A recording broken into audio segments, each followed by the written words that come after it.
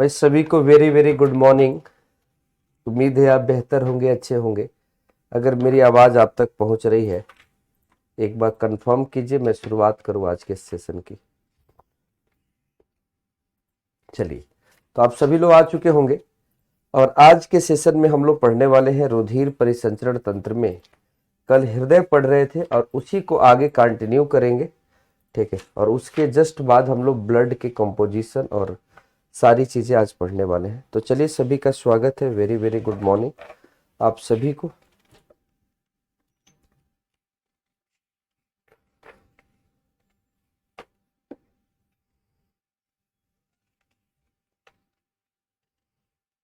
कुछ नया क्या पढ़ाया जाए।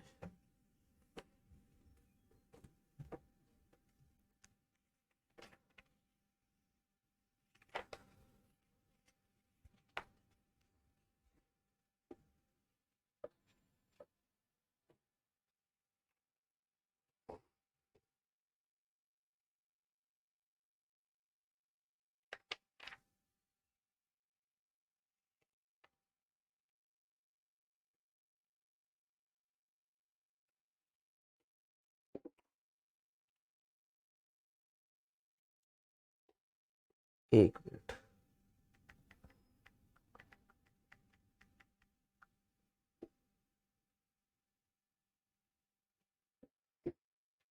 ठीक है, शुरुआत करते हैं आज के सेशन की। हाँ, चलिए। आज के सेशन का टाइम हमने थोड़ा सा अलग चेंज कर लिया था। चलिए शुरुआत करेंगे और आज के सेशन की क्लास की। तो सबसे पहले आज जो हम लोग पढ़ने वाले थे, हृदय के बारे में कुछ बातें हमारी चल रही थी, उसी को हम आगे कंटिन्यू करेंगे। और हमने कल आपको बताया था मनुष्य के हृदय के बारे में कि उसकी सबसे बाहरी परत क्या होती है, बाहरी आवरण को क्या कहते हैं। तो पेरिकार्डियम कहते हैं, उसके बारे में हम आज चर्चा नहीं करेंगे। मानव हृदय कैसा होता है, तो लाल रंग का होता है, यानी एक रेड कलर का होता है। और ये तिकोना है, यानी ट्राइएंगुलर है, खोखला और मांसलंग है। तो ये हालो भी है और साथ में फ्लेशी आर्गन है। जो किसका बना हुआ है, तो जो एक प्रकार के मस्कुलर टिश्यू का बना हुआ है, पेशीय ऊतकों से बना हुआ है। तो हृदय का निर्माण किससे हुआ है? कार्डियक टिश्यू से हुआ है। नहीं, हृदय का निर्माण मसल्स की बात करें तो कार्डियक मसल से हुआ है। तो हृदय में कार्डियक मसल्स पाई जाती है, यानी हृदय पेशियां पाई जाती है, हृदय पेशियां। तो ये अक्सर ये बातें चर्चा होती है कि हृदय में कौन सी मसल्स पाई जाती है, तो कार्डियक मसल्स पाई जाती है, कार्डियक पेशियां पाई जाती है। तो यह एक आवरण द्वारा घिरा रहता है, जिसे हृदय आवरण कहते हैं। इसमें जो द्रव लिक्विड जो भरा होता है उसको पेरिकार्डियल फ्लूइड कहते हैं। और यही पेरिकार्डियल फ्लूइड जो है हृदय को बाहरी चोट से क्या करता है? रक्षा करता है।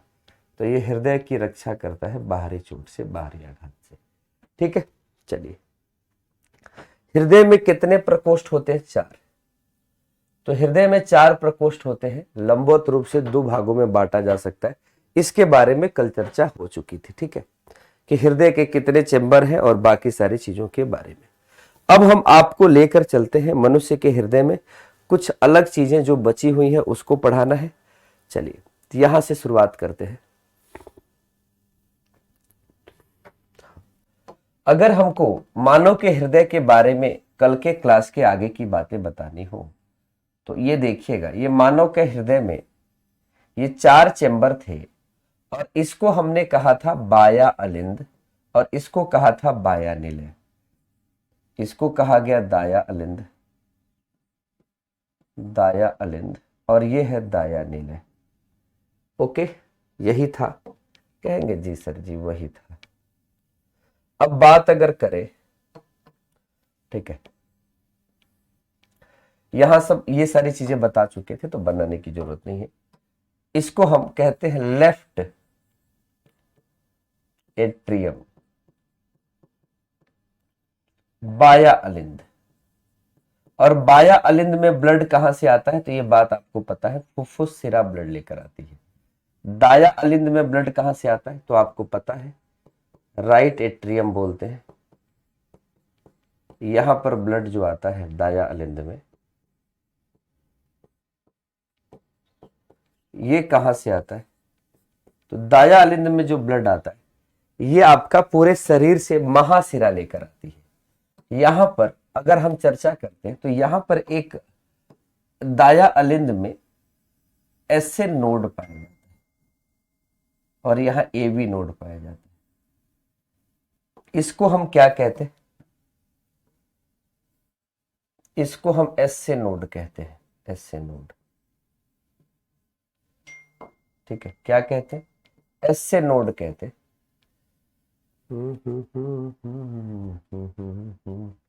ठीक है,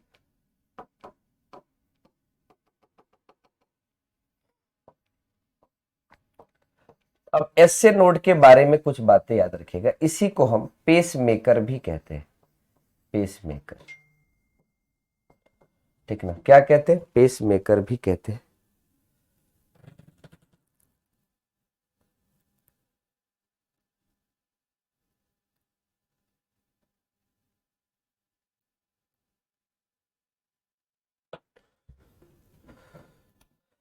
ठीक है, अब यहां पर क्या है? ये पेस मेकर क्या है? हार्ट में, हृदय में धड़कन को बनाए रखता है। हृदय में धड़कन,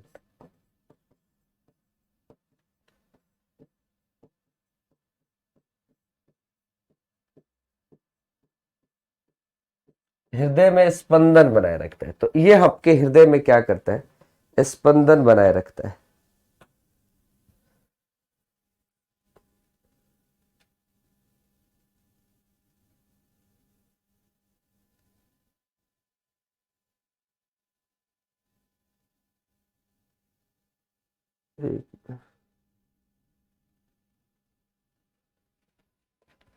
हैप्पी बसंत पंचमी सभी को बसंत पंचमी की शुभकामनाएं।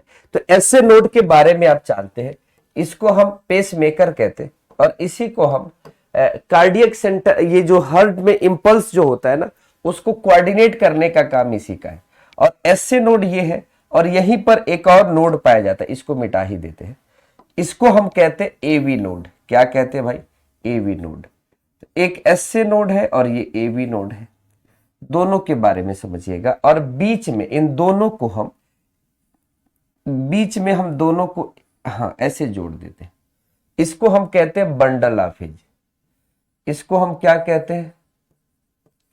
Bundle of his. ये आपका बंडल ऑफ हिज है। तो ऐसे नोड, एवी नोड और बंडल ऑफ हिज, ये तीनों संरचना कहां पाई जाती है? तो यहां पर वेरी इंपॉर्टेंट हो जाता है इन तीनों संरचना के लिए दाया अलिंद। और इसी से एक सवाल देखिएगा, रेलवे के एग्जाम में एक सवाल आया कि भैया ये क्या है? यहीं से कुछ फाइबर निकली होती है, इसको हम परकिंजे फाइबर बोलते हैं, परकिंजे तंतु बोलते हैं। ये पूरे हृदय में फैली होती है, परकिंजे फाइबर।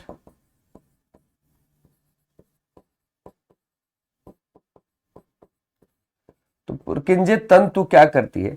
आप जानते हैं, ये हार्ट में कॉन्ट्रैक्शन और रिलैक्सेशन कराती है। हार्ट में क्या कराती है?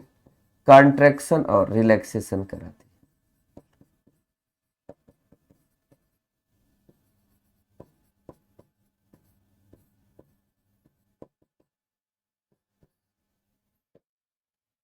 तो परकिंजे फाइबर हार्ट में क्या कराती है? कॉन्ट्रैक्शन और रिलैक्सेशन कराने का काम करती है। ठीक है, ओके। तो ये बातें आपको ध्यान में रखना है। तो हृदय का कार्य शरीर के विभिन्न रक्त को, भागों को पंप करना है। ये बातें आप देख पा रहे हैं। लिखा है, यह अलिंद, दाया अलिंद और दाया निलय के लयबद्ध संकुंचन और विश्रांति से हो सकता है कि पूरे शरीर में ब्लड जाए। इस क्रिया में ऑक्सीकृत रक्त फुफ्फुस शिरा से बाय अलिंद में आता है और वहां से निलय से होता हुआ महाधमनी द्वारा जाता है। ये सारी कहानी कल की थी, ये हमने पढ़ाया जा चुका है। यहां से आपको बताता, ये भी आपको पढ़ा चुके। यहां से सुनिएगा, एक वयस्क व्यक्ति का हृदय एक मिनट में 72 बार धड़कता है, जबकि एक नवजात शिशु का 160। तो जो बच्चा जन्म लिया होता है, तत्काल नवजात बच्चा होता है, उसकी धड़कन बहुत तेज होती है, 160 बार धड़कता है। जबकि एक वयस्क व्यक्ति का हृदय जो है 72 बार धड़कता है। लिखा है एक धड़कन में 70 ml ब्लड पंप होती है और हृदय में अलिंद व निलय के मध्य कपाट होते हैं जो रुधिर को एक जगह से दूसरे जगह जाने से रोकते हैं, और जो हार्ट की साउंड होती है उसको लब और डब कहते हैं। तो ये सारी बातों को मैं एक जगह कंक्लूड कर दे रहा हूं, रुक जाइएगा बस। लिखा है कि हृदय धड़कन का नियंत्रण, हृदय की धड़कन का नियंत्रण कौन करता है? तो हृदय की धड़कन का नियंत्रण पेस मेकर करता है जो दाएं अलिंद में होता है। बहुत इंपॉर्टेंट पॉइंट है। इसे हृदय का हृदय कहते हैं, इसे हार्ट ऑफ हार्ट के नाम से जानते हैं, हार्ट ऑफ द हार्ट के नाम से जानते हैं। Heart beat is controlled by the pacemaker, pacemaker पाया जाता है। और ये क्या होता है? Which is in the right atrium. अब आगे देखिएगा, अगर हार्ट बीट सामान्य से फास्ट हो जाता है तो उसको हम कहते हैं टैकीकार्डिया, और हृदय का धड़कन सामान्य से धीमा हो जाता है उसको कहते हैं ब्रेडिकार्डिया। तो ट्रैकीकार्डिया और ब्रेडिकार्डिया दोनों होता है। ट्रैकीकार्डिया में धड़कन तेज हो जाता है, ब्रेडिकार्डिया में धड़कन कम हो जाता है। क्लियर? तो यहां पर आप समझ पा रहे हैं कि कहां पे धड़कन बढ़ रहा है और कहां पर धड़कन कम हो रहा है। ठीक है, उसको क्या बोला जाएगा? अब ये सारी बातों को मैं एक जगह कंसाइज करता हूं। ठीक है, लिखिएगा। हृदय का वजन महिला का लगभग 250 ग्राम और पुरुष का हृदय 300 ग्राम का होता है। हृदय के अध्ययन को कार्डियोलॉजी, और पहला हृदय का प्रत्यारोपण अगर किसी ने किया था तो डॉक्टर शिवनार्ड अफ्रीका के थे, जिन्होंने 3 दिसंबर 1967 को ये सारा काम किया था। अब चलिएगा, अब ये सारी बातें मैं एक बार में बताते चलता हूं क्या हुआ, ये पूरी कहानी क्या है, कहां से मैंने ये सारी बातें जो है एक जगह लिखा हो तो आप ज्यादा जल्दी आसानी से याद कर लेंगे। इतनी स्लाइड क्यों पढ़ना? तो ये देखिएगा हार्ट के बारे में। तो सबसे पहले हम हार्ट के बारे में सामान्य सी बातें हम लोग करेंगे। कौन कौन सी सामान्य सी बातें? कि पहले हृदय के बारे में देखिएगा। हृदय की संरचना, स्ट्रक्चर कैसा होता है? तो हृदय की जो संरचना होती है, जो हृदय का स्ट्रक्चर होता है वो कैसा होता है? ट्राइएंगुलर। ट्राइएंगुलर का मतलब होता है तिकोना। हृदय की संरचना हमेशा तिकोना होती है। हृदय की संरचना हमेशा, हृदय कैसा होता है? तिकोना। और आपने देखा तिकोना के साथ साथ रेड होता है, रेड यानी लाल रंग का होता है। और दूसरी बात, मसल्स का बना होता है। किस मसल्स का? तो कार्डियक मसल्स का, या कार्डियक मसल्स यानी कार्डियक पेशियों का बना होता है, जिसको हम हृदय पेशियां कहते हैं, जिसको हम हृदय पेशियां कहते हैं। क्या कहते हैं? हृदय पेशियां। तो ट्राइएंगुलर यानी तिकोना है, रेड यानी लाल, कार्डियक मसल्स का मतलब हृदय पेशियां इसमें पाई जाती हैं। हृदय की संरचना की बात अगर हो गई, हृदय, हाँ, वजन के बारे में बात करते हैं। तो जो हार्ट का वजन है, हार्ट का भार है, वजन वो कितना है? मास लिख दे। वैसे बायोलॉजी में द्रव्यमान का मतलब भार एक ही होता है, फिजिक्स में भार अलग है, द्रव्यमान अलग है। तो यहां पर अगर मेल है तो मेल का हृदय कितने ग्राम का होगा? 300 ग्राम का होगा। और फीमेल का हृदय कितने ग्राम का होगा? तो 250 ग्राम का होगा। इसका ये मतलब नहीं है कि दिल मेल का बड़ा होता है, इसका ये मतलब नहीं है कि केवल पुरुष का दिल बड़ा होता है, महिला का दिल छोटा होता है। ये समझिए कि 250 ग्राम इनके 300 ग्राम के दिल के बराबर होता है। आप कहेंगे आप भी तो सर मेल ही है, मतलब ये सोचिएगा कि मैं पढ़ाते वक्त तो मैंने ऐसा एक बीच का ही स्टैंड लेकर चलना होता है, ठीक ना। फीमेल का क्या होगा भाई? 250। ओके, आगे चले। अब यहां पर बात करें अगर हम, तो हृदय का अध्ययन क्या कहलाता है? Study of heart, study of heart, इसको हम कार्डियोलॉजी कहते हैं। हृदय के अध्ययन को क्या कहते हैं? कार्डियोलॉजी।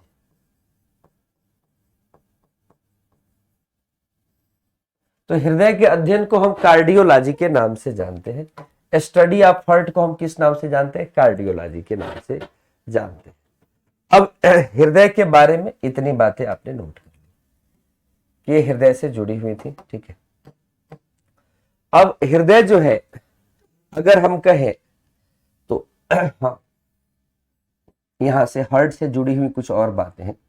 जैसे अगर कार्डियक साइकिल की बात करें, कार्डियक साइकिल का मतलब है कि हृदय से ब्लड गुजरने में कितना समय लगेगा। हृदय चक्र, ब्लड सर्कुलेट थ्रू हार्ट, हृदय से एक चक्र, इसका क्या कहते हैं?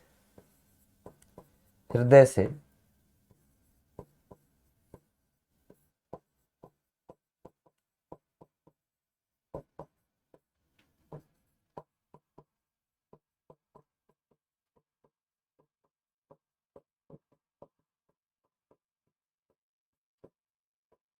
क्या भाई, हृदय से रुधिर के पूर्ण रूप से गुजरने के लिए, गुजरने में लगा समय, उसी को कितना समय लगा?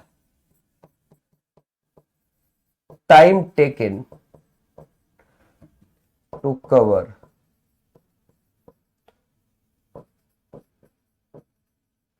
Time taken to cover a cycle, ठीक ना, कंप्लीटली। तो हाँ, इन हार्ट, इसी को हम हृदय चक्र कहते हैं। तो हृदय चक्र जो होता है ना, वो कितने देर का होता है? तो देखिएगा, आप जानते हैं एक, हाँ, हृदय चक्र होता है 0.8 सेकेंड का। कैसे निकाला जाता है? तो 1 मिनट में 70 से 72, हाँ 70 से 72 जो होता है, 72 बार आप हाँ 70 से 72 हार्ट बीट होती है, हार्ट बीट, ठीक है। तो 1 मिनट में 60 सेकेंड होता है, 60 सेकेंड में 70 से 72, तो 1 सेकेंड में निकालेंगे ना तो 70 या, हाँ बिल्कुल,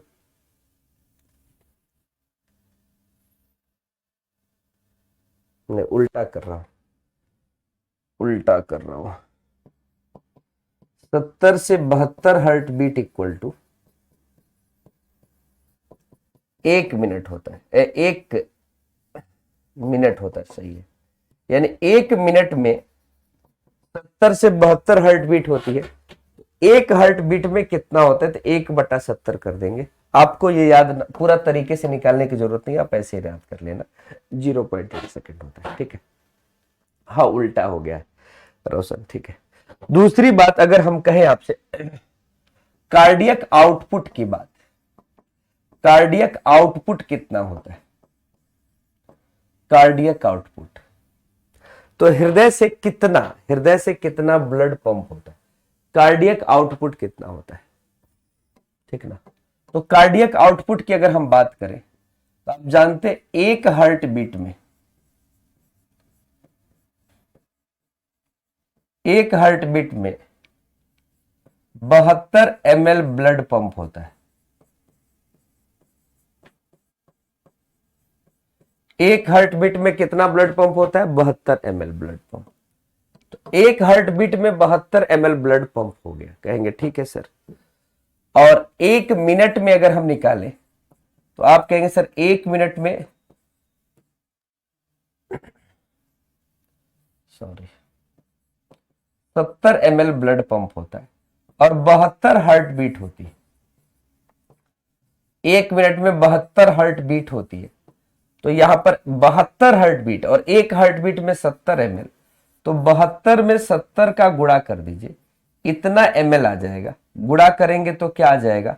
5040 ml ब्लड 1 मिनट में पंप होता है। लगभग यह है 5 लीटर के बराबर। तो 1 मिनट में हमारा जो शरीर है, हमारा जो हृदय है, 5 लीटर ब्लड पंप करता है, 5 लीटर ब्लड पंप करता है।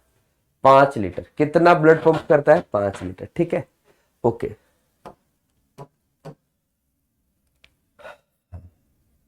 अब देखो आउटपुट का, देखो कार्डियक आउटपुट का बाबू बहुत पार्टिकुलर हिंदी हमको नहीं याद आ रहा है, ठीक है, तो मैं आउटपुट ही लिख दे रहा हूं। अब कार्डियक आउटपुट क्या होता है, यही बोलचाल की भाषा हमें याद रही है, अभी ध्यान पे आ नहीं रहा है। आउटपुट का मतलब निर्गत होता है, और कार्डियक मतलब हृदय, तो इससे कोई अच्छा शब्द बन नहीं रहा।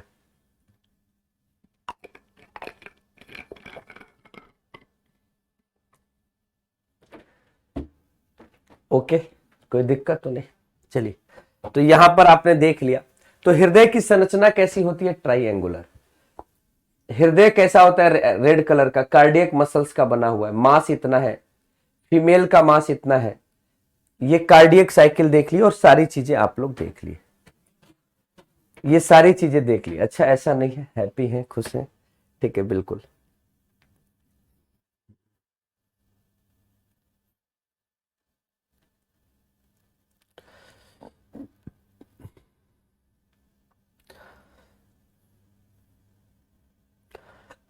देखिएगा, यहां पर कुछ पॉइंट थे जो हम नहीं लिखे थे, यहां पर आप इसको लिख लीजिएगा। ये आप, हाँ बिल्कुल, कि हृदय का प्रत्यारोपण किसने किया था? भारत में प्रथम हार्ट ट्रांसप्लांट जो था, किसने किया था? हृदय प्रत्यारोपण डॉक्टर वेणुगोपाल ने 1994 में किया था, ठीक ना। तो फर्स्ट इन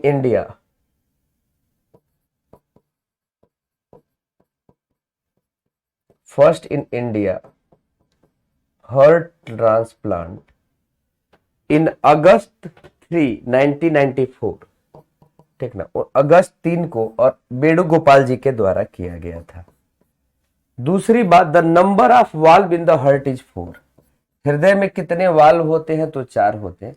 और जराविस 7 जो होता है, फर्स्ट आर्टिफिशियल हार्ट है, which has created by Robert Jarvik. तो पहला जो कृत्रिम हार्ट बनाया गया वो रॉबर्ट जार्विक जी के द्वारा बनाया गया, ठीक है, जिस, हाँ बिल्कुल, उन्हीं के नाम पर इसका नाम रखा गया, जराविस 7। सबसे कम धड़कन किसकी होती है? ब्लू व्हेल की होती है। जिसका शरीर बड़ा होगा, किसी का दिल टूट जाता है तो जिंदा कैसे रहता है गुरुजी? साउंड से क्यों आए? अच्छा, साउंड नहीं होगा, क्या हो गया भाई, क्या हो गया आवाज?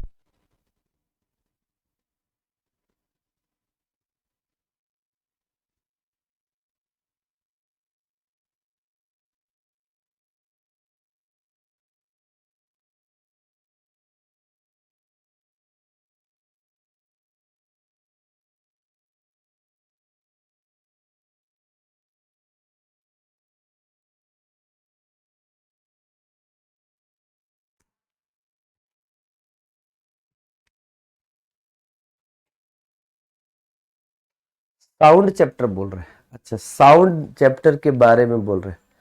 किस में नहीं हुआ है? फिजिक्स में? अच्छा, जो बिहार वाला बैच है, ओके।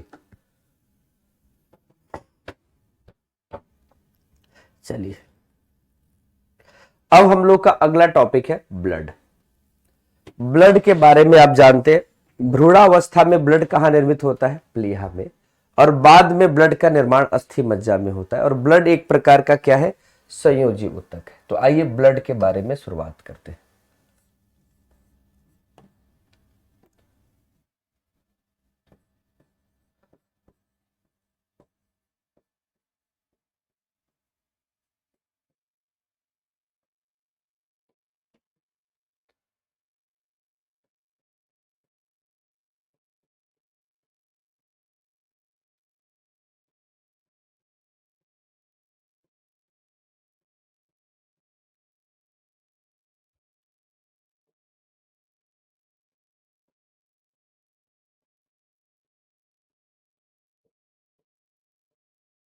तो ब्लड का निर्माण जो है अस्थि मज्जा में होता है। ब्लड का निर्माण कहाँ होता है? अस्थि मज्जा में होता है, ठीक है। ठीक है, अगर मतलब अच्छा एक चैप्टर छूट गया, अच्छी एक बात बताइए, अगर कोई चैप्टर छूट गया हो, वैसे ध्वनि चैप्टर में एक बार चेक कर लूंगा, तरंग में पढ़ाया होगा, अगर फिर भी अगर छूट गया है तो मैं बिल्कुल मैं उसका उपाय करके कर दूंगा, आप निश्चिंत रहिए। हाँ बिल्कुल। यहाँ पे क्या है? अरे कहाँ जा रहे हो? चलिए, ब्लड के बारे में, इसका निर्माण अस्थि मज्जा में होता है। और ब्लड क्या है? एक तरल संयोजी ऊतक है। कैसा ऊतक है? तरल संयोजी ऊतक है। तो ब्लड एक प्रकार का कैसा ऊतक है? तरल संयोजी ऊतक है, यानी एक इसको कहेंगे फ्लूइड कनेक्टिव टिश्यू। तो एक प्रकार का ये फ्लूइड कनेक्टिव टिश्यू है, तरल संयोजी ऊतक है। कौन? ब्लड। अच्छा, ब्लड का पीएच कितना होता है, कोई बता दे? तो ब्लड का पीएच होता है 7.4 और ये होता है weak acid, weak base, sorry, दुर्बल क्षार, दुर्बल क्षार। तो इसका पीएच ये होता है दुर्बल क्षार, वीक बेस। पीएच कितना है? 7.4।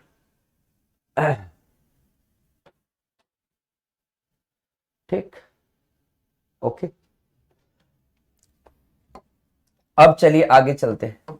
तो आपने पढ़ा ब्लड के बारे में, निर्माण कहाँ हुआ और ब्लड कैसा ऊतक है, सब पढ़ लोगे, सब पढ़ लोगे। कुछ लोग एकदम परेशान ना हो। 1 नंबर का पेन जो है ना बाबू, इससे मेरा लिखने का मन नहीं करता। कौन कौन है भैया? राकेश, समझ गए, अच्छा नहीं लगता हमको। अब बताओ, मैं 2 नंबर से लिखूं कि ना लिखूं, या 3 नंबर से लिखूं, या इससे लिखूं? हाँ, क्या करूं बताओ?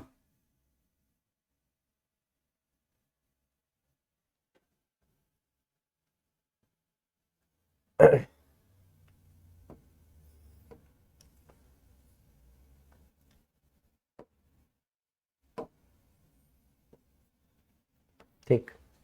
तो ये रुधिर के बारे में, कि रुधिर का निर्माण किससे हुआ है? अस्थि मज्जा से हुआ है। तरल संयोजी ऊतक, फ्लूइड कनेक्टिव टिश्यू बोला गया, और इसका पीएच कितना है? 7.4 है। ठीक है। अब चलिए हम रक्त के बारे में शुरुआत करते हैं, कुछ चीजों के बारे में। सबसे पहले, हाँ, एक और बात है,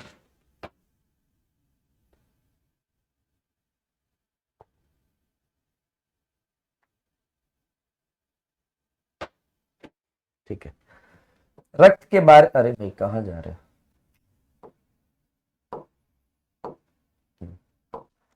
यहां पे देखिएगा, रक्त के बारे में और बात है।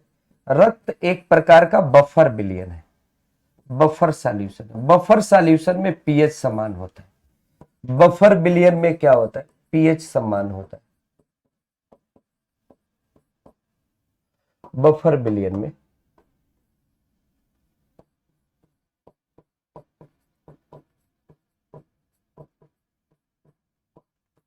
बफर विलयन में क्या होगा? पीएच समान होगा। बस बस 2 मिनट छोड़ रहे हैं, मैथ की क्लास है, मैं समझ रहा हूं, शुरुआत होने वाली है। तो चलिए, ये बात हो गया। अच्छा, रुधिर के सबसे बड़ी बात आती है कि आखिरकार रुधिर का कार्य क्या है। कुछ तो रुधिर का फंक्शन है। तो रुधिर के कार्य में सबसे बड़ी बात आती है ऑक्सीजन का परिवहन। क्या आता है भाई? ऑक्सीजन का परिवहन। तो रुधिर का एक काम क्या है? ऑक्सीजन का परिवहन है।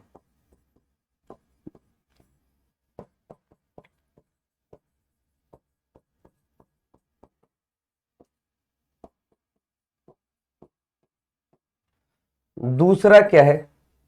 पहला है ऑक्सीजन का परिवहन, दूसरा है कार्बन डाइऑक्साइड का परिवहन।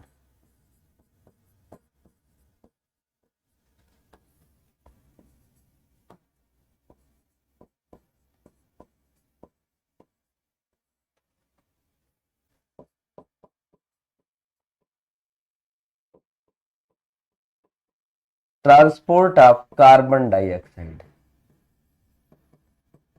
कार्बन डाइऑक्साइड का परिवहन, ऑक्सीजन का परिवहन, कार्बन डाइऑक्साइड का परिवहन। ठीक है, ये 2 चीजें हो गई।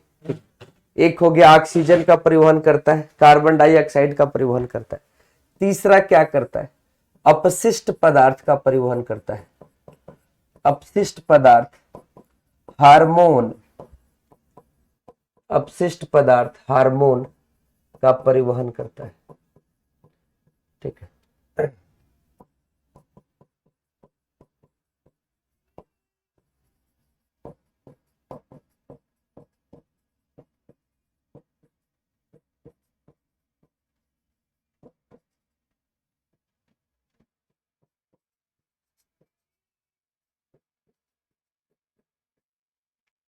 इसका परिवहन करता है। क्लियर है? कोई डाउट तो नहीं? तो ये सबका परिवहन करने का काम करता है। अब चलिए आगे की बात आप जानते हैं कि सबसे बड़ी बात यह होती है कि रुधिर के बारे में, कि रुधिर में पाया क्या जाता है। ठीक है,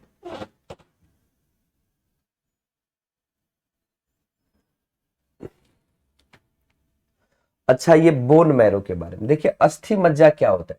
मानव शरीर की जो बड़ी हड्डियां पाई जाती है ना, इसी बड़ी हड्डियों के बीच में, जैसे हमारे जांघ की हड्डी है, इसी जांघ के हड्डी के बीच में कुछ कोशिकाएं पाई जाती हैं, और यही कोशिकाएं जो होती है ये स्टेम सेल होती है, मातृ कोशिका होती है।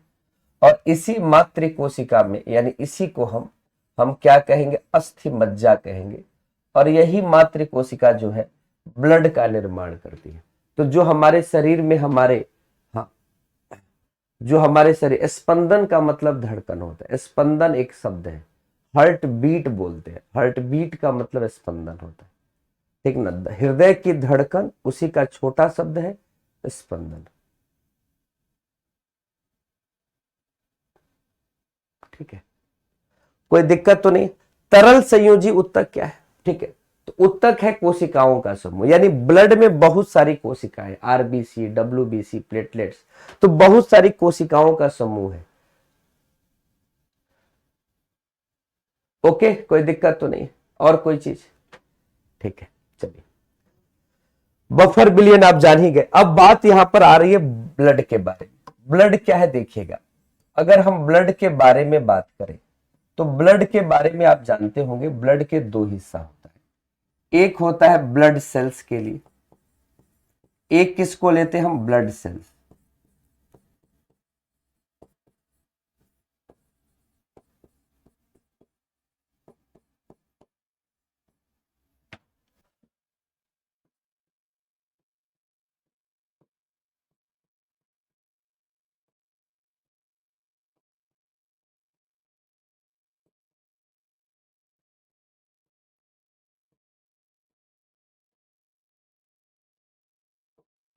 तो ये दो चीजें हमारे ब्लड में पाई जाती हैं, और हमारे ब्लड में ब्लड प्लाज्मा और ब्लड सेल्स पाई जाती हैं।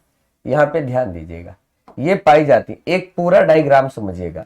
ब्लड प्लाज्मा हमारे कुल ब्लड का 55% भाग होता है, और ब्लड कणिकाएं जो होती हैं ये कुल ब्लड का 45% भाग होती है।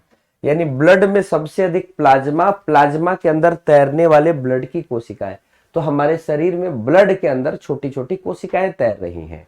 और इस कोशिकाओं के बारे में अगर हम चर्चा करें तो ये कोशिकाएं दो प्रकार की होंगी। बिल्कुल बिल्कुल भैया, बस छोड़ रहे, 2 मिनट दे दीजिएगा। एक आपके पास मिलेगा डब्ल्यूबीसी, एक मिलेगा आरबीसी। एक आपके पास आरबीसी, जिसको हम इरिथ्रोसाइट कहते हैं, इरिथ्रोसाइट। इसी को लाल रक्त कणिकाएं कहते हैं। क्या कहते हैं भैया? लाल रक्त कणिकाएं या लाल रुधिर कणिकाएं।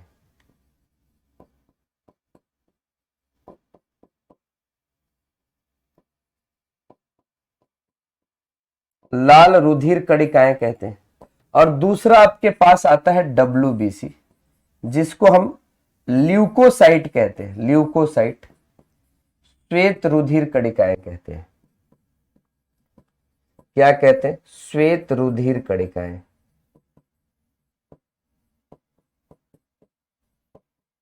और एक लास्ट पाया जाता है जिसको हम प्लेटलेट्स कहते हैं।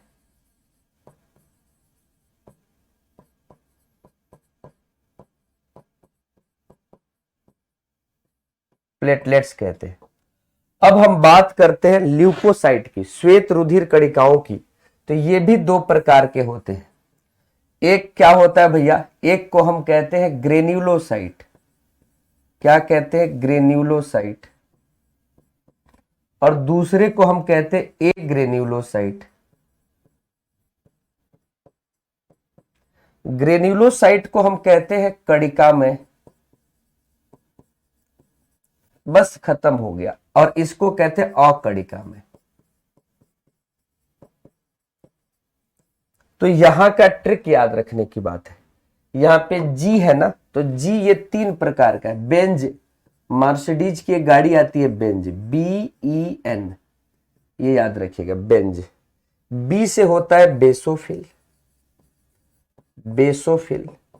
ई से होता है इस्नोफिल, नाक चौड़े हो जाते हैं कुछ लोगों के, छींक ज्यादा आती है, एलर्जी की समस्या रहती है, वो लोग कहते हैं सर हमको एलर्जी होती जल्दी एलर्जी हो जाती है। न्यूट्रोफिल्स, ये समस्या होते, ये बेंज वाले। और यहां पर देखिए दो प्रकार के हो गए, इसको एमएलए, मोनोसाइट और लिम्फोसाइट कहते हैं, मोनोसाइट और लिम्फोसाइट। और यहां पर जो लिम्फोसाइट है ये दो प्रकार का होता है, कल इसको डिटेल में पढ़ेंगे, बी लिम्फोसाइट और टी लिम्फोसाइट, बी लिम्फोसाइट और टी लिम्फोसाइट। तो कल हम इसको दोबारा लिखवाएंगे, ठीक है, फिर से एक बार देख लीजिएगा, जिसको जाना है वो जा सकता है मैथ की क्लास के लिए, ठीक ना। एक बार इसको कंक्लूड कर दो, ठीक है। ब्लड जो है आपका, मानव के शरीर में 5 से 6 लीटर ब्लड पाया जाता है, 5 से 6 लीटर ब्लड पाया जाता है। और ये जो ब्लड पाया जाता है उसमें 45% ब्लड सेल्स पाई जाती है और 55% आपका क्या पाई जाती है, ब्लड प्लाज्मा पाया जाता है। इस ब्लड प्लाज्मा का 90 से ज्यादा प्रतिशत वाटर होता है, लेकिन जो ब्लड सेल्स है इसका 99% आपकी आरबीसी होती है, यानी 45% की 99% क्या है, आरबीसी। आरबीसी को लाल रुधिर कणिकाएं या इरिथ्रोसाइट या आरबीसी के नाम से जानते हैं, ठीक है। और आप जानते हैं कि आरबीसी में के अलावा यहां डब्ल्यूबीसी भी होती है और प्लेटलेट्स भी होते हैं। प्लेटलेट्स को हम थ्रम्बोसाइट के नाम से जानते हैं, प्लेटलेट्स को हम किसके नाम से जानते हैं, थ्रम्बोसाइट, थ्रम्बोसाइट की हिंदी थ्रम्बोसाइट। तो जो शब्द हिंदी अंग्रेजी में कॉमन है उसको तो आप पढ़ लीजिएगा, ये थ्रम्बोसाइट है। तो आपने देखा ब्लड में 45% ब्लड सेल्स है और इस ब्लड सेल्स में RBC WBC platelets, blood cells में आरबीसी डब्ल्यूबीसी प्लेटलेट्स, आरबीसी को इरिथ्रोसाइट, आरबीसी को इरिथ्रोसाइट, बोलिए आरबीसी को क्या कहते हैं, आरबीसी को इरिथ्रोसाइट, डब्ल्यूबीसी को लिखिए, डब्ल्यूबीसी को ल्यूकोसाइट, प्लेटलेट्स को थ्रम्बोसाइट कहते हैं, प्लेटलेट्स को क्या कहते हैं, थ्रम्बोसाइट, ओके। और डब्ल्यूबीसी जो है, जो ल्यूकोसाइट है, वो दो प्रकार के हो गए, ग्रेन्युलोसाइट और एक ग्रेन्युलोसाइट। और जो ग्रेन्युलोसाइट है इसके लिए ट्रिक हमने बताया, बेंज याद रखिएगा, बेंज, मर्सिडीज की गाड़ी आती है बेंज, जी से ग्रेन्युलोसाइट। अब बेन जो है बेसोफिल, इस्नोफिल, न्यूट्रोफिल्स, कणिका युक्त जो होते हैं बेसोफिल, इस्नोफिल, न्यूट्रोफिल। बेसोफिल से चोट लग जाता है तो फूल जाता है, स्वेलिंग हो जाती है, तो वहां पे लिक्विड का सिक्रीशन होता है। इस्नोफिल क्या है, नाक चौड़े हो जाते हैं, ये वाले नाक चौड़े हो जाते हैं, एलर्जी वाली कंडीशन होती है। न्यूट्रोफिल्स, ये तीन चीजें यहां पे है। ए ग्रेन्युलोसाइट में मोनोसाइट और लिम्फोसाइट, जो यहां पर बी लिम्फोसाइट और टी लिम्फोसाइट पाया जाता है। क्या पाया जाता है, बी लिम्फोसाइट और T lymphocyte, okay, B lymphocyte और टी लिम्फोसाइट। ब्लड प्लाज्मा कितना प्रतिशत है, ब्लड प्लाज्मा 55%, ठीक है, कितना है, 55%। अब यहां पर जो हम लोग कल की क्लास में पढ़ने वाले हैं वो ये पढ़ने वाले हैं कि भैया आरबीसी का काम क्या है, ब्लड प्लाज्मा का काम क्या है। तो जैसे अगर हम ब्लड प्लाज्मा के बारे में आपको बता भी दें, ब्लड प्लाज्मा के बारे में,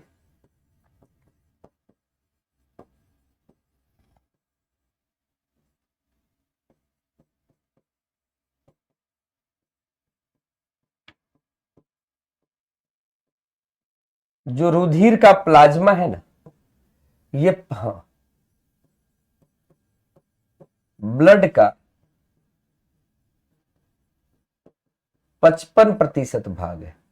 तो ब्लड का ये कितना प्रतिशत भाग है, 55% भाग है, याद रहेगा। ब्लड का 55% भाग क्या है, ब्लड प्लाज्मा है। और इसका ब्लड प्लाज्मा का 90% जो होता है वो जल पाया जाता है, 90% क्या होता है, वाटर। और 7% होता है प्रोटीन, 7% में क्या पाया जाता है, प्रोटीन। 0.9% क्या पाया जाता है, 0.9% ध्यान पे रखिएगा, आपका पाया जाता है साल्ट। और 0.9% साल्ट पाया जाता है, लवण पाया जाता है। और 0.1% क्या पाया जाता है, ग्लूकोज। और जो प्रोटीन होता है उस प्रोटीन में क्या पाया जाता है, फाइब्रिनोजन, फाइब्रिन,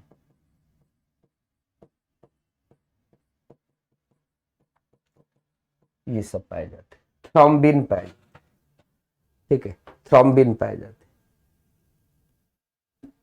ओके, ये बातें आप समझ पाए क्या पाए जाते हैं, ठीक है।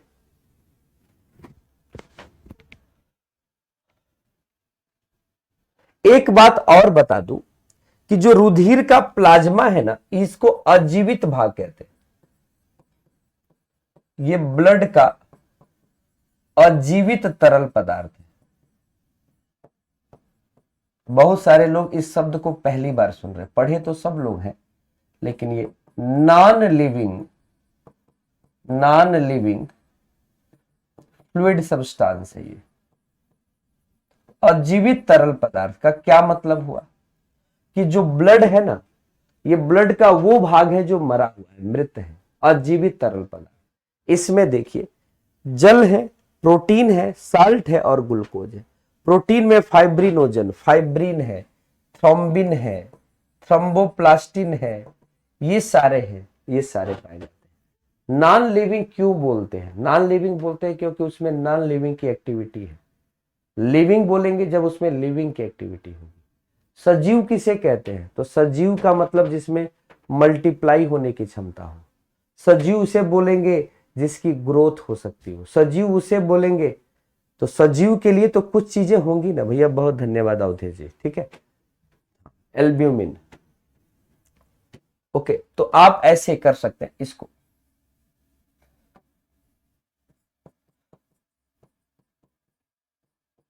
अब जैसे हम फाइब्रिन थ्रोम्बिन बोल रहे हैं, तो एक दो लोग बता रहे सर जी इसमें ग्लोब्यूलिन होगा, तो हीमोग्लोबिन में क्या होगा? हीमोग्लोबिन के लिए भी कुछ छोड़ेंगे कि नहीं? ठीक है, हीमोग्लोबिन में भी क्या होगा? हीमोग्लोबिन, ठीक ना। हाँ, इंपॉर्टेंट इसलिए है कि प्लाज्मा की भी कमी पड़ जाती है तो प्लाज्मा चढ़ाया जाता है। कोरोना में प्लाज्मा थेरेपी होती थी, प्लाज्मा चढ़ाया जाता था। तो नॉन लिविंग के अंदर लिविंग पाए जा रहे हैं। इसको अजीवित तरल पदार्थ के तौर पे जाना गया है, लेकिन इसके अंदर जीवित चीजें हैं। आरबीसी है, डब्ल्यूबीसी, वो जीवित चीजें हैं, ठीक है। ओके, चलेगा, कोई दिक्कत तो नहीं। चलिए, तो समय हो चुका है, नहीं तो प्लेटलेट्स के बारे में हम बताते हैं आपको। मैथ की क्लास जहां तक संभव है शुरू हो गई होगी। एक मिनट, तो आप बिल्कुल जाके क्लास करें और फिर हम कल मुलाकात करते हैं आपसे। बिल्कुल सभी लोगों से एक ही निवेदन है कि बिल्कुल हाँ ठीक है, कल के टाइम पे हम समय से क्लास शुरू करेंगे। कल रात थोड़ा लेट हो गया था, ओके, कोई हाँ। तो चलिए, तो आप इसको रिवीजन कर लीजिएगा। कल आप ब्लड का पूरा कंपोजिशन, आरबीसी, डब्ल्यूबीसी, प्लेटलेट्स और ब्लड वेसल्स पढ़ लेंगे। कोशिश करेंगे कल समाप्त हो जाए। फिर ब्लड ग्रुप आएगा, ब्लड ग्रुप जब खत्म हो जाएगा तो फिर एक्सक्रीशन आएगा। कोशिश करेंगे कि फरवरी में आपका बायोलॉजी कवर हो जाए। अगर नहीं नहीं होता है तो मार्च के पहले सप्ताह में। बहुत धन्यवाद आप सभी को। भैया आप सभी को क्या कहते हैं, सरस्वती, जो कहते हैं ना आज सरस्वती पूजन है, तो सरस्वती पूजा की शुभकामनाएं। सभी लोग एकदम मन से नहावा लीजिएगा। आज ऐसा ना हो कि बिना नहाए रहिए, पूजा वूजा कर लीजिए। भाई जिनकी आस्था है उन्हीं को, जिनका आस्था नहीं है, जिनका भरोसा नहीं है, वो अपने हिसाब से करेंगे, ठीक है। तो हम आस्तिक आदमी हैं, तो हम उन्हीं लोगों से कह रहे हैं, ठीक है। हाँ, अगर किसी भी तरह का कोई कन्फ्यूजन हो तो आप टेलीग्राम पे या मुझे भेज सकते हैं, जिससे हम क्या कर सके, संडे की होने वाले डाउट क्लियरिंग क्लास में बायोलॉजी की भी डाउट 10 मिनट, 5 मिनट, 15 मिनट पढ़ा सके। एलपी की किताब भी आपको मिलेगी, बिल्कुल बहुत जल्दी आने वाली है। हाँ, इसीलिए बच्चे जैसे पूछ रहे सर जी आप क्यों लेट आए हैं, तो हम भी कुछ पूजा करके आए हैं कि आपके लिए। जरूरी नहीं है कि तिलक लगा दिया जाए तो ही पूजा किया गया है, ठीक ना। तो हम, हाँ बिल्कुल हम बस आप ही के बेहतरी के लिए थोड़ा आधा घंटा आप ही में से समय निकाल के पूजा में ध्यानमान में लगाए थे, ठीक है। चलिए, बहुत बहुत धन्यवाद आप सभी का, थैंक यू सो मच। अच्छा, सीखा तो बहुत बैड न्यूज है, कोई नहीं, ये जीवन की एक सच्चाई होती है। लेकिन बात ये होती है कि कैसे कोई चीज़ असमय हो जाए तो दुख देता है, ठीक है।